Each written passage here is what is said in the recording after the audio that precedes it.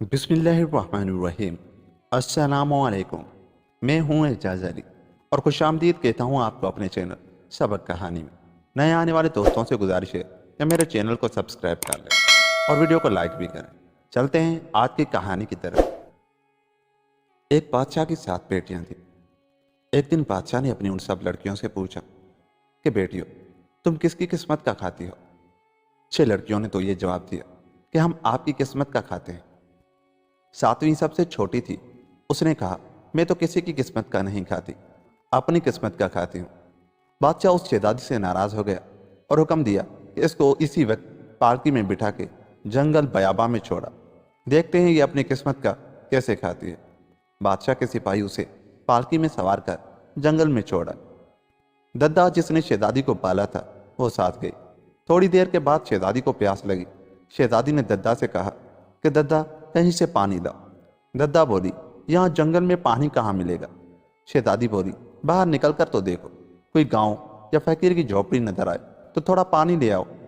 दद्दा पालकी से निकल थोड़ी दूर गई तो एक टेले की ओट में दरवाज़ा दिखाई दिया। दरवाजे के पास जालीदार ताक था, उसमें एक कुंजी रखी थी। दद्दा ने डरते डरते कुफल खोला और अंदर गई तो क्या देखती है कि एक आलीशान महल है और बहुत उम्दा तरह से सजा हुआ है। बाग लगा हुआ, फवारे छूट रहे हैं, कोरे कोरे मटके धरे हैं, उन पर चांदी सोने के गिलास रखे हुए हैं। गर्द बहुत आराइश और नुमाइश की चीज़ों से महल सजा हुआ है। दद्दा गिलास में वहां से पानी लाई और महल का सारा हाल शहजादी से बयान किया।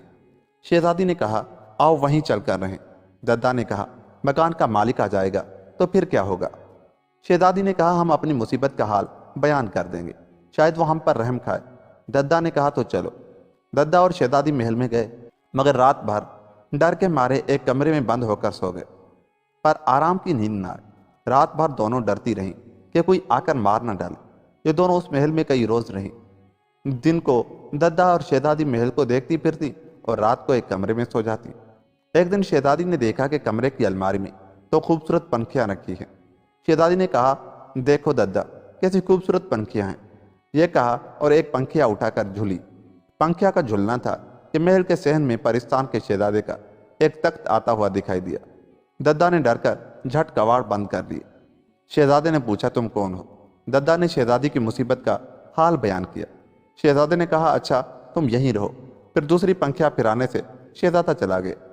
उसने अपना नाम पंखिया शहजादा बताया और यह कह गया कि जब तुम्हें किसी काम की जरूरत हो तो मुझे बुला लिया करना। जब कई रोज इसी तरह गुजर गए तो शहजादी की बहनों ने आपस में कहा, ना मालूम छोटी बहन किस हाल में होगी। एक नौकर को हुक्म दिया कि जिस जगह शहजादी की पालकी रखी गई थी तुम वहां जाकर दरियाफ्त करो कि शहजादी कहाँ है। वो नौकर तमाम जंगल में ढूंढता रहा। आखिरकार उसको महल का दरवाजा नजर आया और वो उसमें दाखिल हुआ। दद्दा किसी काम को उधर से गुजरी तो नौकर पर नजर पड़ी। दद्दा ने पास आकर उससे पूछा कि तुम किस लिए यहाँ आए हो? उस नौकर ने बताया कि मुझे शहजादी के बहनों ने शहजादी के ढूंढने के लिए भेजा है। दद्दा ने शहजादी से कहा कि तुम्हारी बहनों ने तुम्हारी तलाश के लिए एक नौकर भेजा है, अगर तुम कहो तो उससे कह दूं कि तुम्हारी बहनें तुमसे आन कर मिल जाएं। शहजादी ने मंजूर किया। दद्दा ने जाकर नौकर से उसी तरह कह दिया।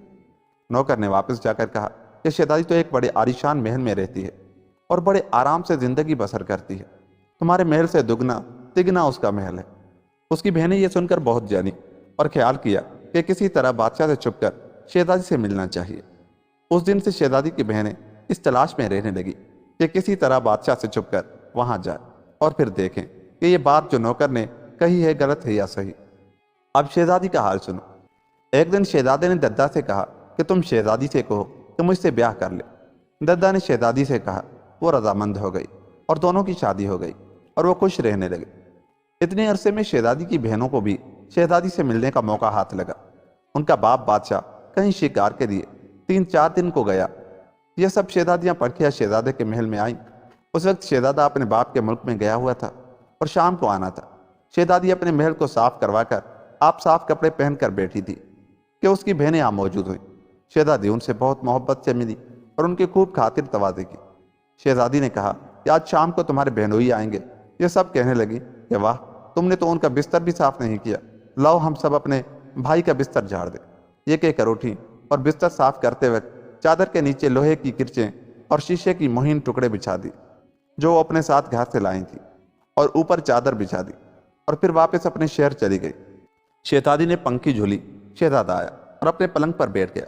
جب اس کے شیشے وغیرہ چبھے اور زخم پڑنے لگے تو بولا، جلدی دوسری پنکھی جھولو، جلدی کرو۔ شہزادی نے گھبرا کر دوسری پنکھی جھولی۔ شہزادہ واپس چلا گیا۔ کئی دن بعد شہزادی نے پنکھی جھولی لیکن شہزادہ نہ آیا۔ پھر کئی دن بعد پنکھی جھولی مگر تب بھی شہزادہ نہ آیا۔ تب تو وہ گھبرائی اور ددا سے کہنے لگی، ددا اب میں شہزادے کے ملک میں جاتی ہوں کیونکہ بہت دن سے شہزادہ نہیں آیا۔ ددا نے بھی اجازت دی۔ شہزادی بھیس بدل کر اور جوگیوں کا سمردانہ لباس پہن کر نکلی اور کئی جنگل طے کیے۔ ایک دن وہ تھک کر ایک درخت کے نیچے سو گئی۔ جب آنکھ کھلی تو کیا دیکھتی ہے، دو چکور بیٹھے ہیں اور آپس میں کہتے ہیں کہ ارے بھائی، ہمارے بادشاہ کا بیٹا بہت دن سے بیمار ہے اور کوئی حکیم ڈاکٹر اس کے اچھے ہونے کی امید نہیں بتاتے، لیکن اگر ہماری بیٹ کو پیس کر گھی میں ملا کر پہلے نیم کے پانی سے زخم دھو کر لگا دیں تو ضرور آرام ہو جائے۔ شہزادی نے یہ سب ان کی باتیں سنی۔ اس نے جلدی سے بہت ساری بیٹیں سمیٹی اور شہزادے کا محل ڈھونڈتے ڈھونڈتے مل گیا۔ اب شہزادی نے ایک دربان سے کہا، کیا تمہارے شہزادے کی طبیعت خراب ہے؟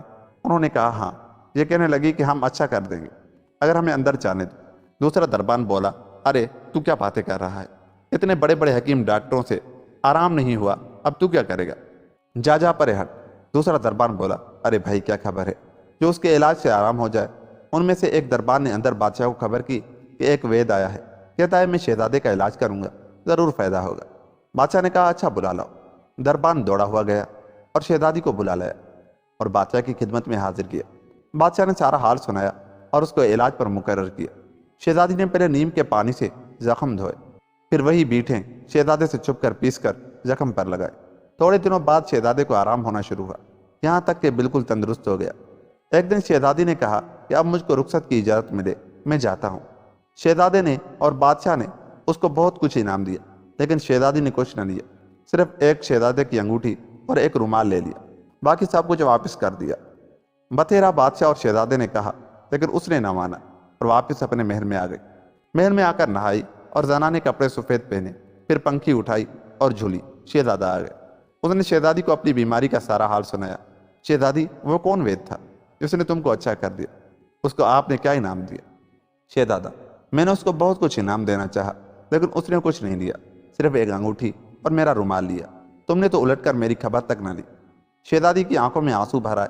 اپنے وہی مردانے کپڑے اور شہزادی کی دی ہوئی انگوٹھی اور رومال سامنے رکھ دیا۔ شہزادہ تعجب میں رہ گیا۔ پھر شہزادی نے سارا قصہ سنایا کہ یہ کرتوت اس کے بہنوں کی تھی۔ مدت کے بعد ایک دن شہزادی کا باپ بھٹکا ہوا گرمی کے وقت اس کے محل کے نیچے آ گیا اور دربان سے پانی طلب کیا۔ اوپر جھروکوں میں سے شہزادی دیکھ رہی تھی۔